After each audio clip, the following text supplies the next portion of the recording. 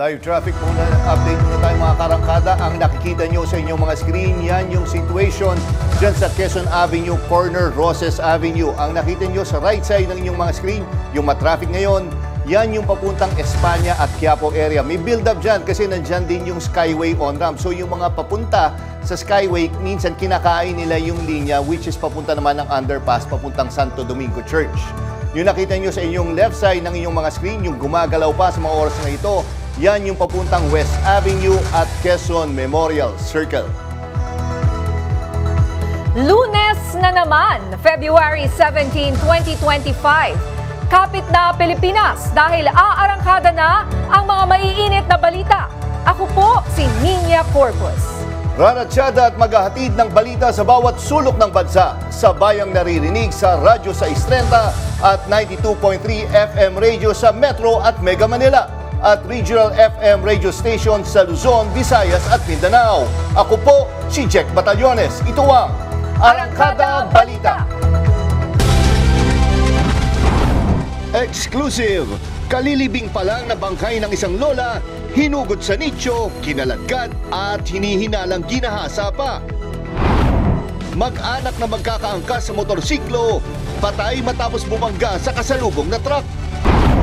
Estudyanteng papasok sa eskwela, nahulihan ng marijuana. Dengue outbreak sa Quezon City, idineklara. Lady Gaga, bumilib sa dance cover ng mga Pinoy ng Abracadabra. Okay, grabe yung balita nito, no? Minsan akala nyo sa pelikula lang nangyayari, pero hinugot sa nicho at hinihinalang ginahasa pa ang bangkay ng isang lola na kalilibing lang sa Santo Domingo, Albay. May exclusive report si FMR News Bicol correspondent Jonathan Magistrado. Hinugot mula sa nicho at kinaladkad ng halos 100 metro ang bangkay ng isang lola na kalilibing lang nitong Sabado sa Santo Domingo, Albay. Ang bangkay ng matanda natagpuang wala ng suot pang ibaba. May mga sugat din sa mukha ang bangkay matapos kaladkarin ng pinaghahanap pang salarin. Matinding galit naman ang nararamdaman ng pamilya sa ginawang paglapastangan sa kanilang namayapang kaanak. Sobrang sakit din sa pamilya niya kasi akala mo sumaayos ng kalagayan tapos later on makita mo hindi nakatiwang mo, di ba? May person of interest na ang pulisya sa insidente. Patuloy din ang pangangalap ng karagdagang ebidensya. Bago muling ilibing, ineksamin ang bangkay para makumpirma kung hinalay ito. Mahaharap sa patong-patong na reklamo ang tinutugis pang salarin. May malicious mischief, tapos yung sa sanitary kasi nanibago, din pa rin po yun ng civil case hanggang yan sa sanitary po. Bagamat isolated case ang insidente, inirekomenda ng pulisya sa pamunuan ng sementeryo na maglagay ng CCTV at dagdag na ilaw sa sementeryo. FMR News Bicol, Jonathan Maestrado, umaarangkada sa pagbabalita. Dead on the spot ang 5 miyembro ng isang pamilya matapos sumalpok ang sinasakyan nilang motorsiklo sa kasalubong na truck. May report si FMR News Davao correspondent Hernel Tokmo. Tumalsik sa iba't ibang bahagi ng highway ang katawan ng 5 sakay ng motorsiklong ito matapos sumalpok sa isang truck sa Initaw, Misamis Oriental nitong Biyernes ng hapon. Sa investigasyon, lumabas na isang buong mag-anak ang sakay ng motorsiklo. Ang mag-asawa at 3 nilang anak. Galing sa Alubihid ang mga biktima at pauwi na sana ng Iligan City. Nag-overtake daw ang motorsiklo at nabulaga ng parating na truck. Naganap talaga ng paraan yung truck na mag-brake pero hindi talaga niya naagapan. So kaya nabangga talaga siya ng motor. Nadamay naman sa aksidente ang isang kotse na bumangga sa truck. Nasa kustodiya na ng pulisya ang driver ng truck habang patuloy na inimbestigahan ng aksidente. Hernel Tokmo, umaarangkada sa pagbabalita. Partner, yan, nangyari yan sa Davao. Pero alam mo, pag pumunta ka dito sa Metro Manila, ang dami din ganyan. Minsan nga, gusto mo silang sitahin, kaya lang sila pa yung magagalit kasi nakikialam ka. Makita mo dyan, yung nanay, yung tatay, tapos iipit nila yung anak nila doon sa harap. Oo, kadalasan nakikita ko, sige, 3, nanay, yung anak, yung tatay, or yung anak. Ito 5, partner. Ang dami nila na nakasakay sa motor. Na dapat talaga pang dalawahan lang. Yes, at saka minsan hindi rin pwede ang bata. Depende yan sa height. Eh nakita ko dun sa mga picture, talagang nagdurugo yung puso ko eh. Kasi nanay ako eh. Oo. So, isang buong pamilya na wala sa isang iglap. Dahil sa isang insidente na kaya nating iwasan po sana kung tayo ay nakikinig sa mga batas. Oo. Tsaka ang karamihan pa, pag nakita mo yung mga yan, walang mga helmet. Lalo na Yes. paggabi. Hindi nagsusuot dahil kasi walang maninita sa kanila. Oo, at saka pero ito wala kang kalaban-laban sa truck. Parang sa tingin ko, Pasalubong. partner, kahit naka-helmet ka Oo, dyan. talagang hindi ka makakaligtas sa Oo. ganyan. Milagro na lang kung makaligtas ka dyan. Samantala, patay sa pamamaril ang isang lalaki habang kadate umano ang kanyang kalaguyo. May report si FMR News Bicol correspondent Jonathan Magistrado. Nakatakbo pa ng halos 100 metro ang lalaking ito bago tuluyang humandusay sa kalsada sa Ragay, Camarines Sur. Ang biktima, tadtad ng tama ng bala. Ayon sa pulisya, indikasyon ito na may matinding galit sa biktima ang salarin. Base sa investigasyon, nagpunta sa bahay ng kanyang kaibigan ang biktima bisperas ng Valentine's Day kasama ang isang babae. Ayon sa kaibigan, nagpaalam ang biktima para magpahinga sa kanilang kubo. Maya-maya pa, nakarinig na sila ng putok ng baril. Kaya tumakbo sila papunta doon sa likod ng bahay nila sa kusina. At ito raw biktima, nahabol pa ng suspect. Doon nga nakarating sila sa may barangay road sa labas. Ayon sa pulis, kalaguyo nito ang kasamang babae. Bigla na lamang nawala ang nasabing babae na nagtago rin sa likod bahay sa kasagsagan ng pamamaril. Pero bukod sa umano'y bawal na relasyon, tinututukan din ng pulisya ang umano'y pagkakasangkot ng biktima sa iligal na droga. May anggulo pa po kaming tinitingnan na isa. Battery po ata. Kaya bali tatlo yung anggulo na tinitingnan. Patuloy pa ang investigasyon sa insidente. FMR News Bicol, Jonathan Maestrado, umaarangkada sa pagbabalita. Arestado ang 4 na tao na itinuturong sangkot sa nakawan ng motorsiklo sa Lanao del Norte. 2 sa kanila ay menor de edad. Yan ang umaarangkadang balita ni Lanao del Norte News Correspondent Jam Nueva. Huli sa checkpoint ang 4 na sospek na sangkot umano sa serye ng carnapping ng mga motorsiklo sa Lanao del Norte. Kabilang sa kanila ang 2 dalagita na 16 anyos. Nagmatch kasi ang plaka ng isang motorsiklong gamit nila sa motorsiklong tinangay nitong Biyernes sa isang restaurant. Sa investigasyon, lumabas na sangkot din ang mga sospek sa mga naunang insidente ng carnapping nitong nakaraang buwan. Kinilala ang mga sospek na sina alias Ronel at alias Ismael. Kaangkas naman sina alias Shanaya at alias Jocelyn. Pawang tagapagadian ang 4 na naaresto. Matapos umamin ng mga lalaking sospek, nagkasa ng follow-up operation ang pulisya. 14 na iba pang motorsiklo ang narecover sa magkahiwalay na lugar. Kwento ng 2 menor de edad, hindi raw nila alam na carnapper si alias Ismael.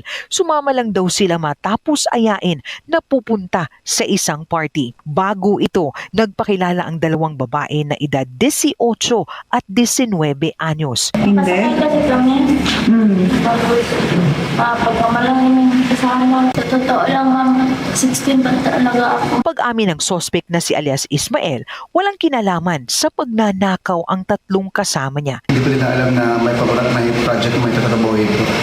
Babayaran po kami sa every accomplish po na 5,000. Nasa kustodiya na ng Kapatagan Municipal Police Station ang mga na-recover na motorsiklo. Isa-file po ngayong araw na to yung carnapping incident na nangyari noong sa February 14 kung saan po na-carnap ang isang bao-bao. And meron na rin pong mga nag-claim na owners ng iba pang bao-bao na na-recover natin sa Salvador. And ito po yung single motorcycle will be subject for verification po sa LTO para malaman po natin kung saan po ito nakarehistro. We will have a follow-up filing of case as to those mga bao-bao na nag-carnap previously with the recovery of this other carnap vehicle. Mula sa Lanao del Norte, Jam Nueva, umaarangkada sa pagbabalita. Hindi pagkain kundi marijuana ang nabistong baon ng isang high school student papasok ng eskwelahan sa Iligan City. Nagbabalik si Jam Nueva. Papasok na sana sa eskwela ang 16 anyos na lalaking estudyante nang maharang ng gwardya ng isang high school sa Iligan City nitong Biyernes ng umaga. Nang kapkapan, nabisto ang kanyang baon hindi pagkain kundi isang pakete ng marijuana. Inamin naman ng estudyante na kanya ang nakuhang marijuana at hindi raw niya sinasadyang madala ito pagpasok. Itinanggi rin niyang ginagamit niya ito sa loob ng eskwelahan. Ibinigay lang daw ito sa kanya ng isang kaibigan. Our intel, of course, dito sa headquarters at sa classification are monitoring those subject personalities, no, na sinabi niya na kaibigan niya. Pero dahil hindi na nagsampa ng reklamo ang gwardya, pinauwi rin ang sospek sa kanyang mga magulang. Sa kabila ng pag-amin ng sospek, hindi naman naniniwala ang mga magulang na gumagamit ang kanilang anak ng droga. Patuloy naman ang koordinasyon ng pulisya sa pamunuan ng eskwelahan para sa kaukulang aksyon. Mula sa Iligan City, Jam Nueva, umaarangkada sa pagbabalita.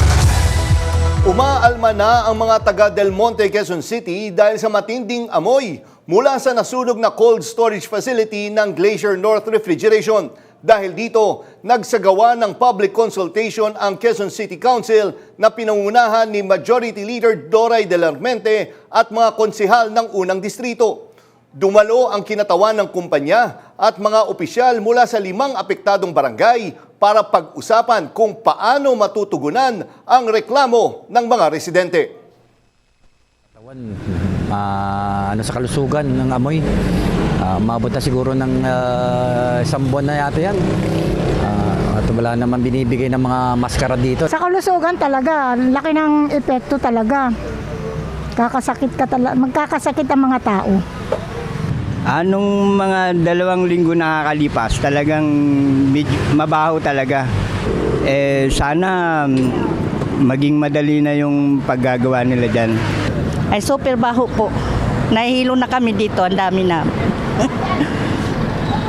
Halos lahat dito, nabigyan namin ng face mask. They promised us that this Monday, final smell ang malalanghap namin. And starting tomorrow, wala na po yun. Samantala, pinaigting ng lokal na pamahalaan ng Quezon City ang kanilang kampanya matapos magdeklara ng dengue outbreak. Sa datos ng Quezon City Health Department simula noong Enero, umabot na sa 1,769 ang tinamaan ng sakit at 10 na ang patay.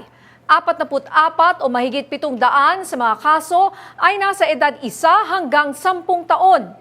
Mas mataas ito ng 200% kung ikukumpara sa parehong panahon noong nakaraang taon.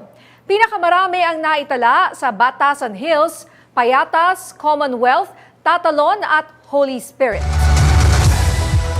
At kaugnay ng balitang yan, makakausap natin via Zoom si Dr. Rolly Cruz ng City Epidemiology and Surveillance Unit ng Quezon City. Magandang hapon po, Dr. Cruz. Magandang hapon po sa inyong lahat at sa mga nakikinig po sa atin.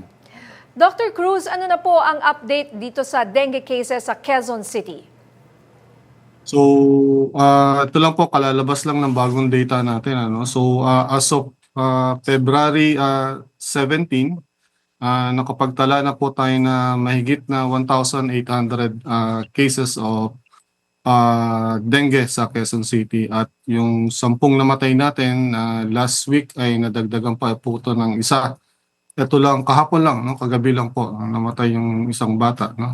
So ang karamihan po ng apektado ay ganun pa rin, nasa 5 to 17 years old na more than 50%, at dun sa malalaking barangay natin sila nakikita. Okay, Dr. Cruz, usually paano umaabot na yung namamatay? Kumbaga ano yan, pinagsasawalang bahala ba? Kala normal na lagnat lang? Ano ba yung usual na cause po niyan? Bakit umaabot sa fatality rate? Doon sa pag-imbestiga namin, kasi kami rin nagtataka. So madalas naman natin pinag-uusapan na ang dengue. Whole year round meron tayo nito. Pero doon sa investigation ng mga deaths natin, nakikita natin na inaabot na hanggang 3 hanggang 5 araw bago makapagpa-check up yung mga namatay. At usually ang dahilan ay sinasabi ng magulang ay parang akala nila lagnat lang ito, simpleng lagnat lang. So bibigyan lang ng pangpaunang lunas, no? Parang paracetamol lang. And then after 3 days, yun na, yung bata ay meron na mga danger signs, no?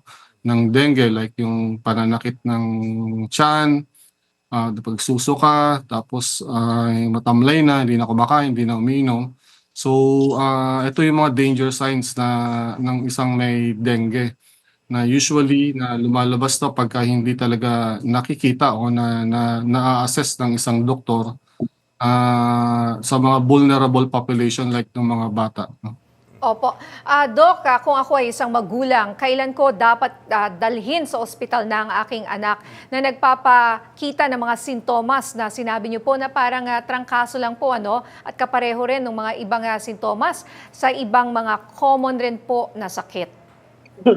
So immediately, no, dapat pagka gano'n, may nakita na kayo na nilalagnat na, no, 2 araw yung anak ninyo. So dali na po agad ito, no, sa health center o kaya doon sa ating mga hospital.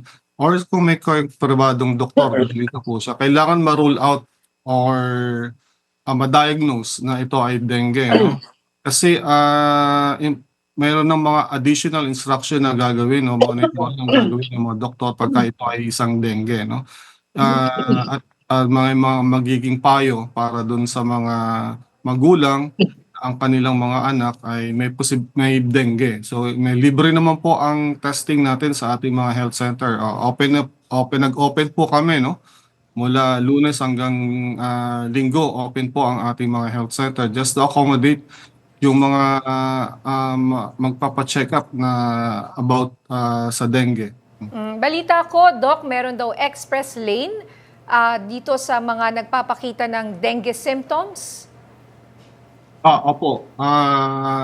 Kung ikaw ay nilalagnat, una ka na sa pila, yung tinatawag nating express lane, nakaseparate na yung pila nila dun sa ating mga health center. Tapos, yun nga, libre yung aming dengue test kits dun sa mga health center natin. So, malalaman agad, no? Kung ikaw ay may dengue o yung bata ay may dengue or wala, no?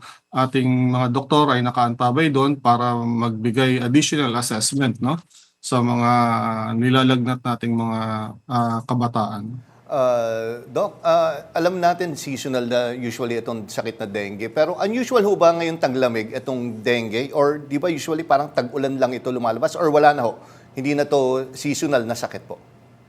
Tama po kayo, all year round merong dengue. Pero pag dating ng August, September, October, dito humahataw pataas, no? Yung nakikita natin ngayon, dapat sa August, September pa natin siya nakikita. So, this quite unusual at this time. Dapat medyo mababa yung ating kaso ng dengue ngayon. Pero parang level siya ng August saka September, yung dami, no? Hindi natin ito nakita ever pa ng mga nakalipas na 10 taon. So, ngayon lang natin siya nakikita. So, ang suspecha namin kasi patuloy pa rin yung mga intermittent rains natin. Ano? Hindi nga tag-ulan pero umuulan-ulan. No? So, ang nangyayari, yung mga supposed to be na dried up na breeding sites ng mosquito, napupuno uli ng tubig. No? At nag-multiply ng madami yung lamok na may dalang dengue virus. Okay. So sa mga nanonood at nakikinig po sa atin ngayon, ano po ang inyong advice sa kanila para maiwasan po ang sakit na dengue? Baka yung iba po ay nagsasabi na, nagka-dengue na ako dati, baka hindi na ako magka-dengue uli. So ano po ang masasabi niyo dyan? 4 na beses po tayo pwedeng magka-dengue kasi 4 yung serotypes ng dengue, yung klase ng dengue. No? So hindi po totoo na pagka ikaw ay nagka-dengue na, hindi ka na uli magkaka-dengue. Pwede kang posible magkaroon ka pa ng hanggang 3 beses, 4 na beses. No? So, ang una, ang sinasabi ng mga eksperto, ang pangalawang beses mo ay mas masahol kaysa dun sa nauna. So, kaya kailangan nag-iingat po. Kung walang lamok, walang dengue. Kasi kailangan ng lamok para ma-transmit yung virus na dengue sa kabilang sa ibang tao, no? So kung dapat maglinis po tayo ng ating kapaligiran. Yung gobyerno po ay hindi kaya maglinis sa loob ng bahay ninyo, kaya po ang ang hinihikayat po natin mga kababayan natin na kailangan mag-participate po tayo. Search and destroy, hanapin yung mga pinamumugaran ng dengue, pinangingitlugan. Ito po ay yung mga stagnant water, no? So sa loob ng lababo, sa ilalim ng lababo, sa mga basyo ng bote na nasa likuran ng bahay ninyo, yung mga gulong, yung mga timba na walang takip, no? Ito po yung mga malilinis na stagnant water. Dito po ang gustong-gusto ng dengue mosquito mangitlog. At in 5 days, ano na po yan, magiging lamok na po yan. At kung may dengue virus, yung lamok na yon, ay kaya niya pong i-transmit yung disease sa ibang tao. Okay, maraming salamat po Dr. Rolly Cruz ng Quezon City Health Department. Nagtungo sa Davao del Norte si Pangulong Ferdinand Marcos Jr. para samahan ang senatorial slate ng Alyansa para sa Bagong Pilipinas. Dumalo rin siya sa Bagong Pilipinas Mega Job Fair sa Tagum City. Yan ang umaarangkadang balita ni FMR News Davao correspondent Hernel Tokmo.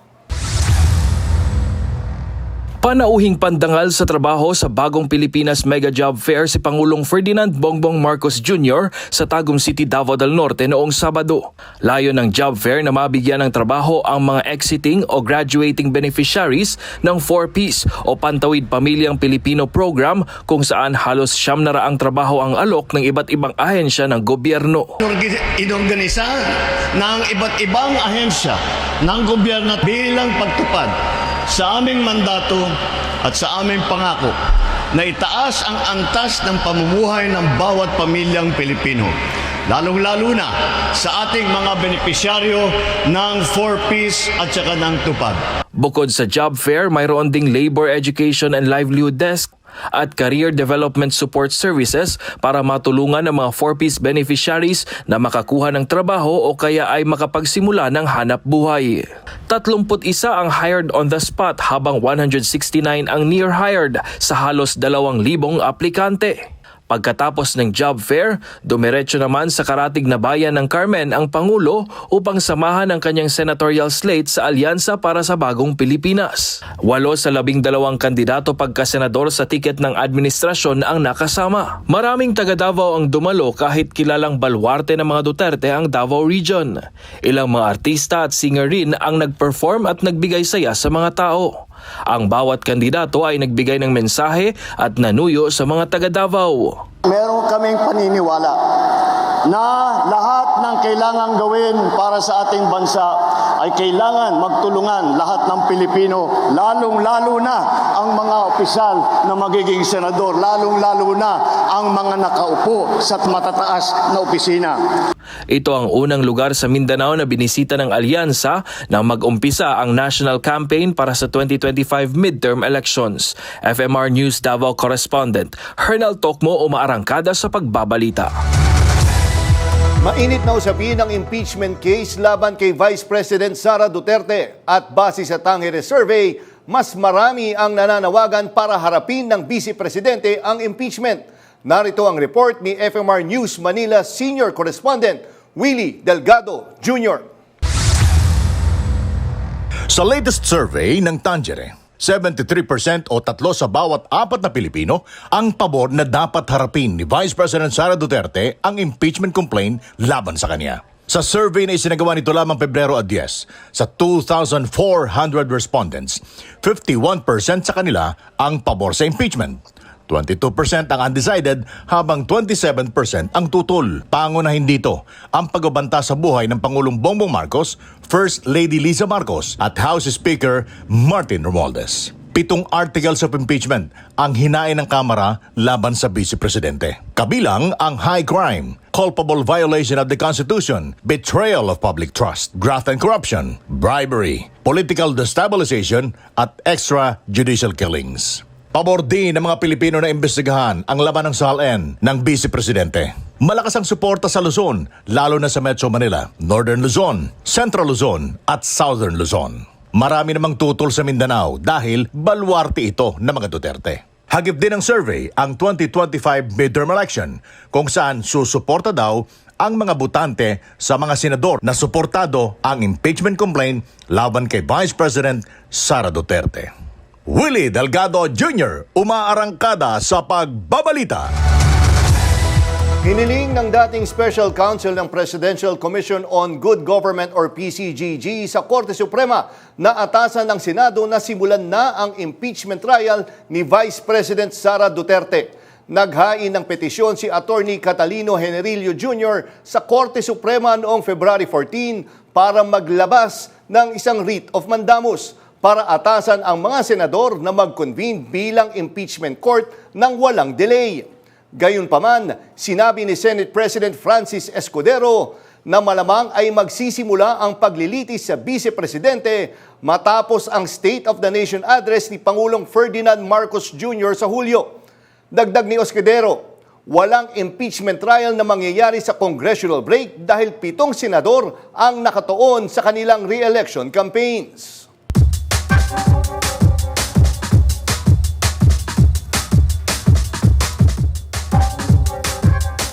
Mainit na usapan ngayon ang impeachment trial ni VP Sara Duterte. Dapat na bang simulan agad o hintayin pa ang SONA sa Hulyo? Nagtanong tayo sa ating mga kababayan. Narito ang kanilang mga sagot sa ating Masasabi.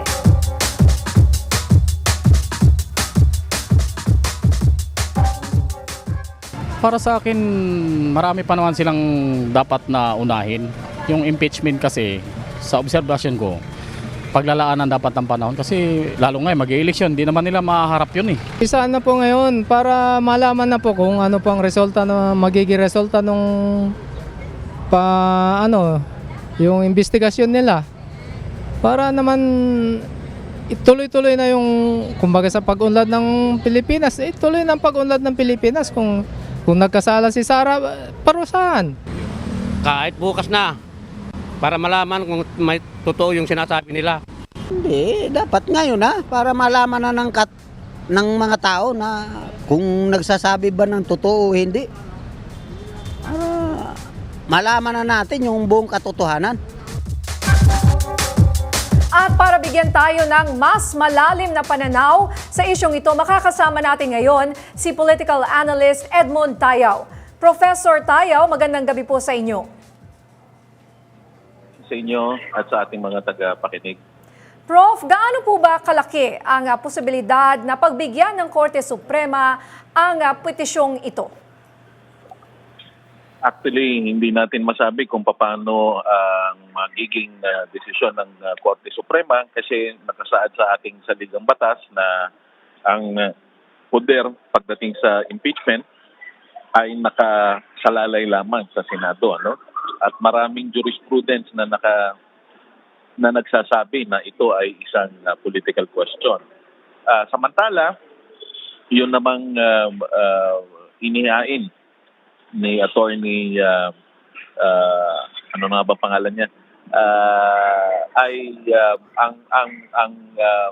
ang nire-raise naman niyang issue ay mainly procedural, no?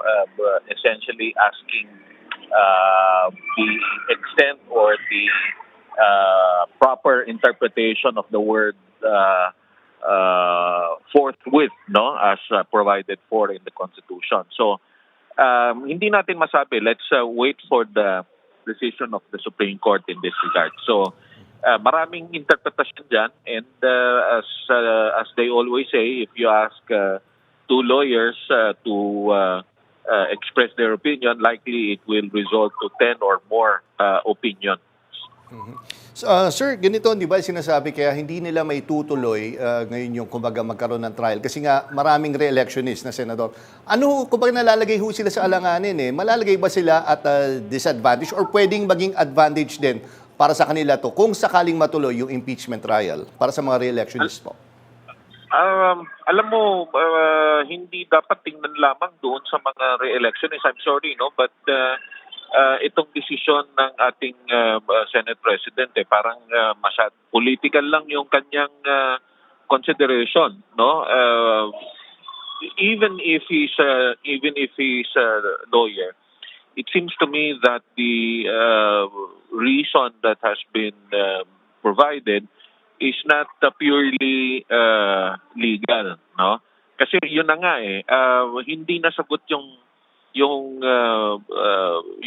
proviso sa konstitusyon na dapat forthwith. So dapat yan agad-agad. Na binanggit niya yung mga naunang mga impeachment, pero yung mga naunang impeachment katulad ng dati kay Justice Merceditas Gutierrez, in the first place hindi naman ganon ka politically impactful, no? Meaning the implications of which in the day-to-day lives of the people is not as significant as the kind of impeachment that we now have pending, no, in the Senate. Second of all, mahirap kasing sabihin na itong 7 re-electionist na to ay mare-re-elect in the first place, no? So the assumption still, in other words, regardless whether ituloy mo o hindi, pagdating ng 20th Congress, ibig sabihin pagkatapos ng eleksyon sa Mayo, iba na yung composition ng Senado. So kahit pa sabihin mong marire-elect sila lahat dyan, hindi naman marire-elect yung 12 dahil yung iba graduating. So bago pa din siyang Senado. So alam mo, every step of the way, ang problema mo dito sa impeachment na ito, merong legal question na siguradong i-raise. And I fear that this impeachment case will take so much of our time, no? Not only the government, in fact, all the 3 branches of government will likely be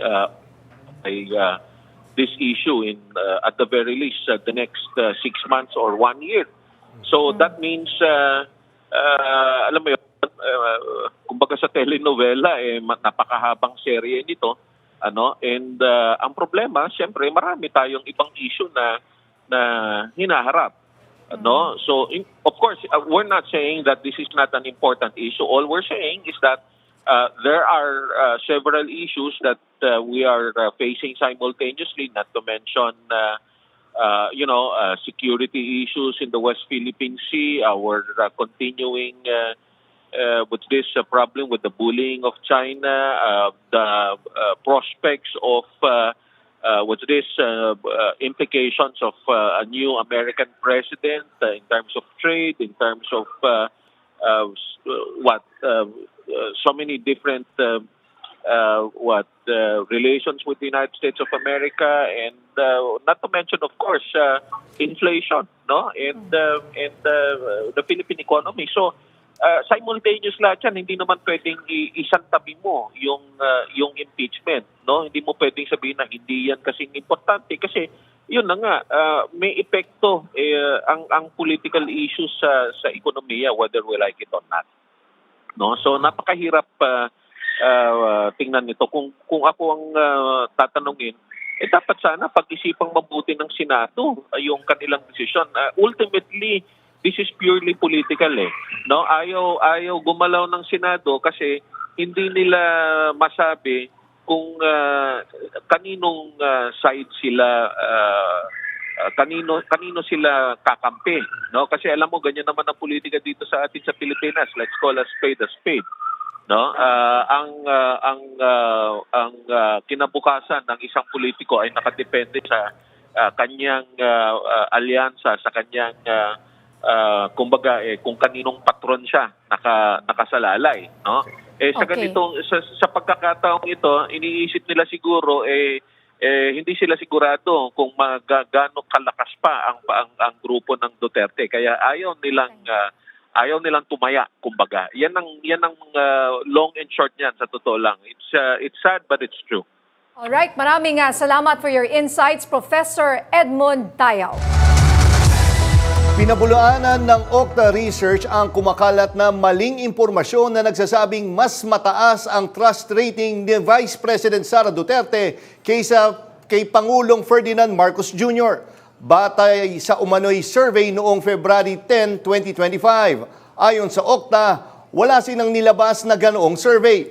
Ang huli nilang opisyal na datos ay mula pa noong Enero, kung saan napanatili ni Pangulong Marcos ang kanyang majority trust and performance ratings. Sa aming pagbabalik, higit 40 milyong pisong halaga ng shabu na samsam mula sa mag-live-in partner na pareho raw tulak.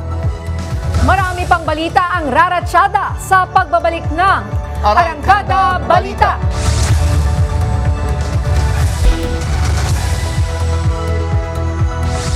Isang motorcade na nauwi sa traffic nightmare. Tinanggalan ng lisensya ng LTO si Angkas co-founder George Royeca matapos umamin na siya mismo ang nag-organisa ng kontrobersyal na convoy sa Cainta, Rizal. Sa viral video, makikita ang daan-daang Angkas riders na humarang sa intersection dahilan ng matinding trapiko. Ayon sa LTO, malinaw na paglabag ito, kaya agad nilang nirevoke ang lisensya ni Royeca. Matapos ang kontrobersyal na motorcade ng Angkas Rider sa Cainta, nagdesisyon ang Land Transportation Office na i-revoke ang lisensya ng Angkas founder na si George Royeca. Para bigyang linaw ang usapin ito, makakasama natin via Zoom si LTO Chief Assistant Secretary Vigor Mendoza II. Asek Mendoza, magandang hapon po. Jack Batalyones po at Niña Corpus. Jack, Niña, magandang hapon po sa inyo. No? I wish to clarify that I stand corrected. Ang issue natin kay George Royeca sa 90 days of suspension, no? Which was an ordinary issue transfer value to. Ang nangyayari pala sa Superman, which kasabay as well. So, I want to clarify, yung Royeca is a negative of suspension. Kung hindi pa rin yung kaso niya, ibang patapos siya, yung fight ng section ng LTO. Ang number ay yung sa Superman sa Marilake. Okay. Okay. Sir, sorry medyo hindi maganda yung audio nyo, sir. Sir, sorry tatanungin ko lang. Sir, ano yung paglilinaw po na binigay nyo kanina lang? Medyo hindi lang maganda yung audio nyo po, sir. Ang issue po natin kay George Royeca is a 90 days of suspension. This was an order issued transfer to I2. Yung revelation, yung decision sa Superman sa medyo dapat po na ako kasi sa ultimate ito Ang revelation, yung Superman, yung revelation siya Asek, sorry. Asek, ganito, para sayang, importante ho yung mga sinasabi nyo. Talagang medyo hindi lang maganda ang signal nyo po ulit. Subukan po namin kumonekta po sa inyo maya-maya po para medyo mabigay nyo ng mabuti yung inyong mensahe po. Nasamsam ang mahigit 40 milyong pisong halaga ng shabu sa isang bahay sa Panabo City, Davao del Norte. Ang mag-live-in na suspect kabilang sa mga high-value drug personality sa Davao Region. May report si FMR News Davao correspondent Hernel Tokmo. Nagiiyak ang babaeng ito nang arestuhin sila ng kanyang kinakasama nitong Sabado sa kanilang bahay sa Panabo City, Davao del Norte. Ang dalawa parehong kabilang sa listahan ng mga high-value drug personalities sa Davao Region. I-hire mo ko lang maglaba, magluto, 60 ang akong bulan. Isugot ko niya. Sabi niya, kinuha lang siya bilang kasambahay at hindi niya inasahang mapabilang sa drug bust. Nakuha sa kanila ang nasa 44 na milyong pisong halaga ng hinihinalang shabu. Ang mga suspect dayo lang daw sa Davao. Kinilala bilang top 1 at top 3 sa Regional Drugs Watch List ng PNP ang dalawang nahuli kung saan bulto-bultong shabu ang nakuha mula sa kanila at nakatagdasa ng ihatid sa iba't ibang bahagi ng rehiyon. These individuals, mga notorious ang mga yan at sila ang mga source ng mga drug pushers dito sa region at ngayon ay na-champuan natin sila through the good intelligence-driven bypass operations conducted by our operatives. Ayon kay alias Dan, hindi galing sa kanya ang mga droga. Online raw ang transaksyon at ibinibigay lang sa kanya ang lugar kung saan ide-deliver ang droga. Kaya mas dako mong ang offer mo nang ako na lang di. Sabi niya, tinanggap niya lang ang trabaho dahil malaki umano ang perang kapalit. Mahaharap sa reklamong paglabag sa Comprehensive Dangerous Drugs Act ang dalawa. Hernel Tokmo, umarangkada sa pagbabalita. Isa na namang babae ang nahuling sa tangkang pagpupuslit ng droga sa Mandaue City Jail. Narito ang umaarangkadang report ni FMR News Cebu correspondent Clark Pasuit. Naunsyami ang tangkang pagpupuslit ng droga sa Mandaue City Jail. Nahuli ang babaeng si alias Lorna habang papasok sa kulungan noong Sabado ng umaga. Dadalo sana siya sa isang inmate na si alias June Chris na nakulong dahil din sa illegal na droga. Siniksik niya sa kanyang kamay ang maliliit na pakete ng shabu. Nadiskubre ito ng jail guard nang siya ay kapkapan. Nakuha mula sa kanya ang 2 pakete ng shabu. Mahaharap siya sa kasong illegal possession of dangerous drugs. Iimbestigahan din ang inmate na dadalawin sana niya. Pangalawang beses na itong nangyari ngayong Pebrero sa Mandaue City Jail. Noong Pebrero 8, isang babaeng alias Jen ang nahuling nagpuslit ng droga. Binalot sa kondom ang shabu at ipinasok sa kanyang ari. Nakumpiska rin ang cellphone, lighter, tinfoil at dahon ng tabako. Masihigpitan na ngayon ang seguridad sa Mandaue City Jail. FMR News Cebu, Clark Pasuit, umaarangkada sa pagbabalita. Hindi lang pala dito sa Quezon City mataas ang kaso ng dengue. Sa Soc-Sargen Region, simula noong Enero, umabot na sa 1,379 ang bilang ng mga nagkakadengue. Pinakamarami sa South Cotabato na umabot sa mahigit 500. Sa Barangay Addition Hills sa Mandaluyong City, dumiskarte na ang kanilang punong barangay para masolusyonan ang problema sa mga lamok na may dalang dengue. May 44 na kaso sa kanila at 2 dito ang namatay. Kaugnay niya naglunsad ng isang kakaibang programa ang Barangay Addition Hills dito sa Mandaluyong City. Sa halagang piso kada lamok, hinihikayat ng barangay ang kanilang mga residente na tulungang sumpuin ang pagdami ng lamok at maiwasan ang dengue sa kanilang lugar. At para pag-usapan ito, makakasama natin live via Zoom si Kapitan Carlito Sernal ng Barangay Addition Hills. Kap, magandang gabi po sa inyo. Kap, magandang gabi po, Kap. Paki-unmute na lang po. Hello. Okay, Kap, ano po itong piso kada lamok? Merong bibigyan niyo ng piso ang isang makakahuli ng makakapresenta ng isang lamok? Paano po yan? Well, hindi naman po siya piso, kundi 5 pirasong any kind of lamok na buhay, patay, or kiti-kiti, ay kapalit nun ay piso. So, ibig sabihin, 5 piraso na meron kang dala-dala, ay meron pong kapalit na 1 peso. Ipapakita po sa inyo whether buhay, patay, or ano po. Aba, baka maraming... Paano po yan? Kunyari pinalo ko na nagyan, didurog na po yun. Papakita ko sa inyo papakita mo yun. Palan. Oo. Paano, pero seriously, paano magiging ano po dito, mechanics po? Hello? Ganito po yan. Hello? Kasi po, ang barangay ko po ng Addition sa Mandaluyong ay pinakamalaking barangay. Marami po kasing tao nakatira dito. And isa po yan sa may mataas na cases po kami rito na meron kayong 44 at may 2 na pong namatay.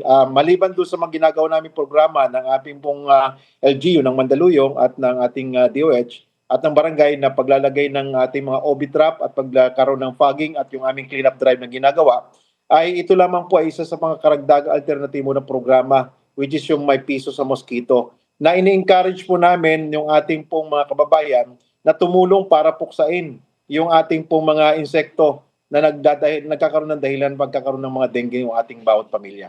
So, ilan na po ang napapamigay ninyong piso? Marami na ho ba ang nagpakita ng mga lamok na nahuli nila? Well, mag-start pa lang ho ang programa sa Wednesday dahil kamakailan lang po kahapon ay nailathala ng isang media network sa isang social media. Ay bagamat marami pong iba't ibang reaksyon o may mga batikos, may magandang komento, pero sabi ko nga ito po ay isa lang sa mga alternatibo na programa ng barangay kasi ang winumuri po ng ating mga netizen, baka daw ito'y maging breeding ng ating mga lamok at lalong dumami. Ito po ay ginagawa lang po namin ito dahil mataas na po ang aming cases kapag po nadigyan na po ng information ng aming City Health na bumaba na po ang case ng aming dengue, pwede ko pong itigil pansamantala ang programa para lang mapababa ang aming pong dengue cases sa aming barangay. Okay, so dapat siguro patay na lang. Diba? Kasi mamaya manghuli sila sa isang ilagay sa isang lalagyan. Yes, tapos ang dami-dami, hindi mo mabilang. Mamaya 100 yun, no? Ang liit nun. Pwedeng buhay, pwedeng patay. Meron po kasi kaming parang chamber, yung aming tinatawag na lamok date chamber, na isang parang aquarium to, na nilagyan namin ng ultraviolet light, na ikukulong namin lahat doon ng buhay, at 24 hours na nandoon po siya. Kapag dumapo siya doon sa may ilaw, sigurado mamamatay po yung lamok. Maliban doon, yung ating pong mga kitikiti ay meron po kaming pangsala, at bibilangin namin kung ilang kitikiti, at meron po kaming pang powder para mamatay na rin po yung mosquito. Wala ho ba kayo ibibigay na mga, you mentioned kanina mga trap at mga, di ba dati nung nagko-cover po ako ng dengue, meron silang Yung mga mosquito trap. mosquito trap or nilalagay dun sa mga kanal. Oo, para mamatay itong mga kitikiti na to. Kasi ang isang lamok can lay hundreds of eggs. Hindi ho ba? Meron po kaming mga nilalagay na through our BHW na mga obi trap sa mga kabahayan. And maliban doon sa aming clean-up drive na ginagawa, at meron din po ang ating pong City Health ng Mandaluyong na ginagawa, meron po sila mga dengue test kit na kung saan kung meron ka pong nararamdaman na mga sintomas, lalo tigit sa ating mga minors, sa ating mga estudyante, ay pwede na po sila magpa-test sa aming mga health centers, at kapag nag-positive ka, ay automatic kung maaaring madala ka dun sa hospital para for confinement. At yung po ginagawa namin city government. Okay. Okay, maraming salamat po, Kapitan Carlito Cernal. Tapos siguro 1 kilo lang. Sa aming pagbabalik, barko ng China matagumpay na pinaurong ng Philippine Coast Guard sa karagatan ng Zambales. Yan at iba pang balita ang raratsada sa pagbabalik ng Arangkada Balita.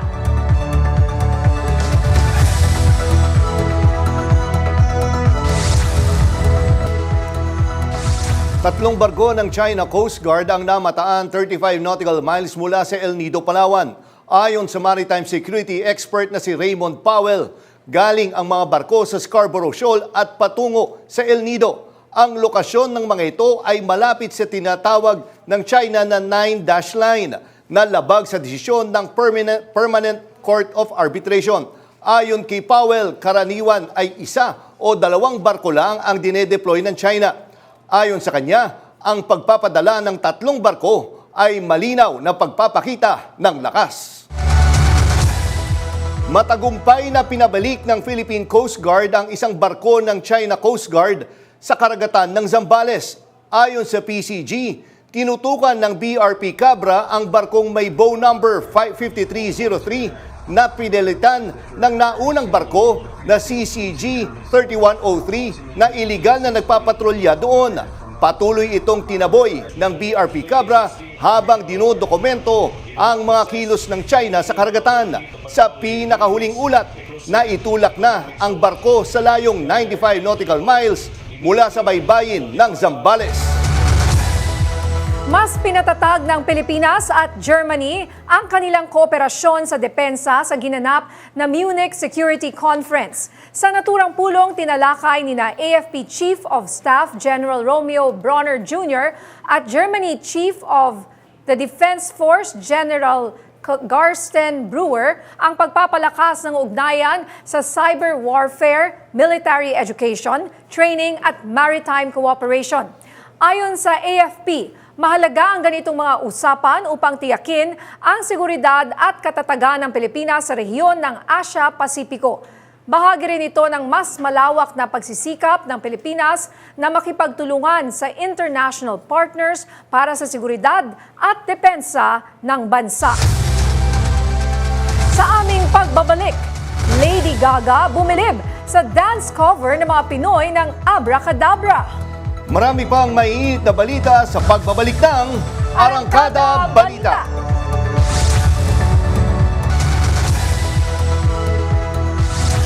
Muntik nang maging pagkain ng balyena ang isang kayaker sa Chile. Nilunok kasi siya ng isang humpback whale ayon sa saksi. Nagkakayak lang ang lalaki nang bigla siyang mawala. Tila naging instant prophet Jonah siya sa loob ng tiyan ng balyena. Agad din naman siyang iniluwa ng balyena.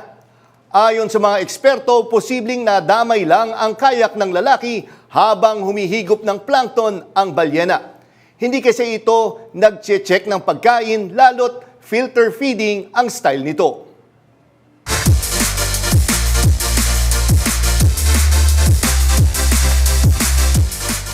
Sa ginawang NBA All-Star Weekend, kahapon tinalo ni Miami Heat guard Tyler Hero si Buddy Hield at Darius Garland para itanghal na 3-point champion. Sa All-Star Skills Challenge na naig ang tandem nila Evan Mobley at Donovan Mitchell ng Cleveland Cavaliers sa event kung saan na-disqualify sina Chris Paul at Victor Wembanyama matapos nilang subukang dayain ang laro. Sa slam dunk competition, muling pinabilib ni Mac McClung ang fans sa kanyang nakamamangha na mga dunk. Tinalunan ni McClung ang isang kotse at isang 7-footer na player para makuha ang korona ng slam dunk competition sa ikatlong pagkakataon.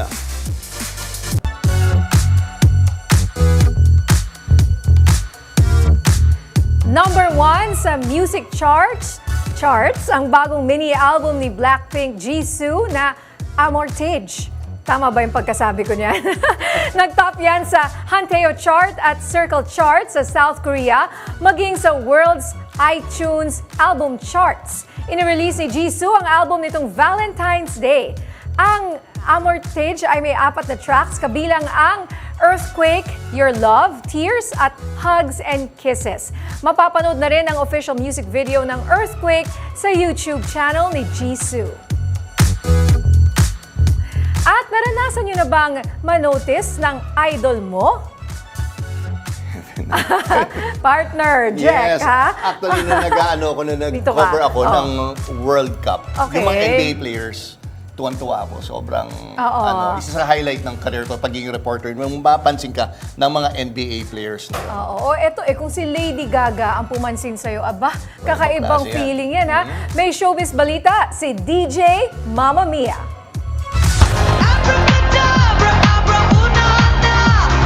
Yan ang dance cover ng kantang Abracadabra ni Lady Gaga ng drag queens na sina Precious Paula Nicole at Popstar Bench. Sa sobrang husay nila, napakomment si Lady Gaga mismo.